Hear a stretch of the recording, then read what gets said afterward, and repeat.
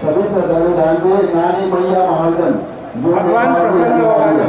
नानी मैया महाजन यज्ञ भोक्ता भगवान प्रसन्न हो गए प्रभु जी के 99 यज्ञ से। नेहा सिंह आपकी प्रतीक्षा करेंगे और इंद्र को अपने साथ लेकर के प्रथु के पास आए। नेपाल में रहने वाले हैं। भगवान ने कहा कि देखो प्रथु, यह वही इंद्र है जिसने तुम्हारे अंतिम यज्ञ में विघ्न पैदा कर दिया। और अब ये क्षमा मांग रहा है, जो नेपाल के रहने वाले हैं, किसी से भी, इसलिए अब तुम इसको क्षमा करो। नेहा सिंह आपकी प्रतीक्षा करेंगे। क्षमापयत आत्मानं आमुष्य मर्रसि।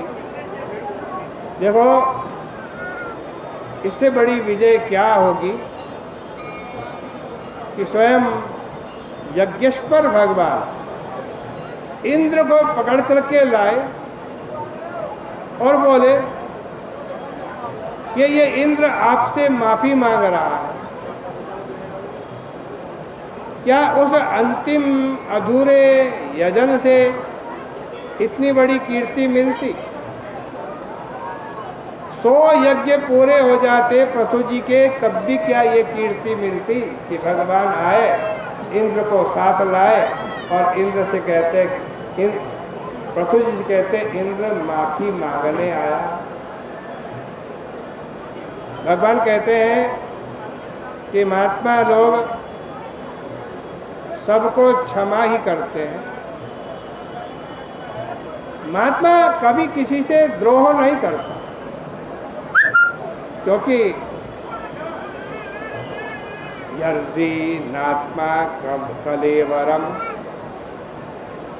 अपना स्वरूप कुछ है तो संपूर्ण विश्व सृष्टि है। एक देह में मैं करना, ये देह मेरी है, इसका कोई कारण नहीं है। ये शरीर पंचभूतों से बना है, किंतु उसमें जो आकाश है वो क्या बाहर के आकाश से अलग है क्या? क्या हम लोग सांस जो लेते हैं किसी दूसरी हवा से लेते हैं क्या? ये दुनिया में हवा बह रही है, उसी से सांस लेते हैं। क्या हम लोगों को गर्मी किसी दूसरी आग से मिलती है क्या? बाहर जो आग है उसी से हमको गर्मी मिलती है। यदि हम शकल सूरत का ख्याल छोड़ दें, देहाभिमान छोड़ दें, तो हमारे आपके सबके शरीर में एक ही आकाश है, एक ही वायु है, एक ही अग्नि है, एक ही जल है और एक ही मिट्टी है। असल में एक ही शरीर के सब संकल्प है, एक ही अंतःकरण है, एक ही ब्रह्मा है, एक ही विष्णु है, एक ही महेश है, एक ही माया है और एक ही परमेश्वर है।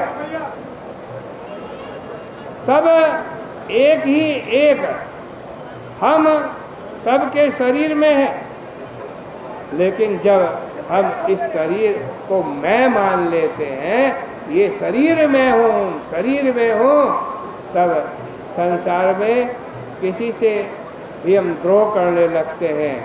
इसीलिए हमारा अध्यात्म शास्त्र सब अनर्थों की, आज कहते जड़, सब अनर्थों की जड़ क्या है? मैंपन, अहंकार, इसको मिटाने के लिए हमारा सारा शास्त्र है। यदि तुम्हारे शरीर के लोग भी किसी से द्रोह करने लगेंगे, भगवान कह रहे हैं प्रथु जी से, तो दीर्घकाल तक संत सेवा करने का क्या फल निकला? इसलिए समझो कि जो शरीर भाव है यह अपने स्वरूप को ब्रह्म न जानने के कारण है। इसमें अज्ञान अपने स्वरूप का नहीं है। अपना स्वरूप तो बिल्कुल अपरोक्ष आत्मा है। आत्मा के बिना कोई व्यवहार नहीं होता, सुसुप्ति भी नहीं होती, समाधि भी नहीं होती है, विक्षेप भी नहीं होता है। और कहते हैं ये सब नहीं होता। अपना स्वरूप देश काल वस्तु से अपरिच्छिन्न और सजातीय विजातीय स्वप्नगत भेद से रहित अद्वितीय ब्रह्म है। अद्वितीयता ब्रह्म को ही आज और चेतना अपने स्वरूप की है। हमारे अंदर अद्वितीयता ब्रह्म की है और चेतना आज किसकी है? अपने स्वरूप की है। इसलिए हम सब ब्रह्म स्वरूप हैं। इस पवित्र गंगा जी के तट पर बैठ कर के यदि हमने स्वीकार कर लिया कि ये शरीर मेरा नहीं, मैं तो ब्रह्म स्वरूप हूँ, मैं परमात्मा स्वरूप हूँ, तो आपकी तीर्थ यात्रा सफल हो गई। इतना ही कहकर आज की चर्चा का यही